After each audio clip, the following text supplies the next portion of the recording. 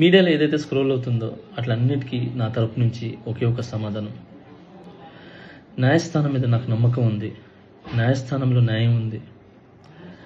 ఆ న్యాయం ఉంది కాబట్టి ఈరోజు నేను నలుగురితో పని చేసుకుంటున్నాను. బయటకు వచ్చి నలుగురితో హ్యాపీగా ఉన్నాను. నా ఫ్యామిలీతో చాలా హ్యాపీగా ఉన్నాను.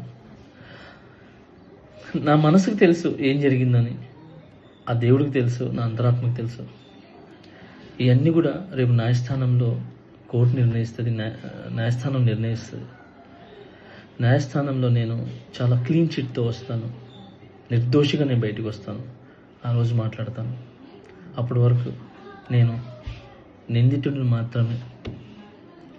సో నేను ఓన్లీ నిందితుడిని మాత్రమే.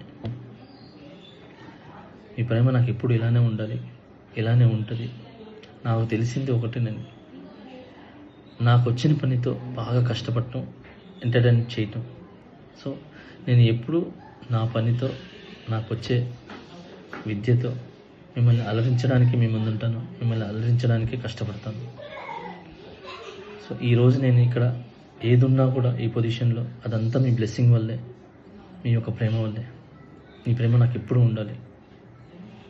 I love you all.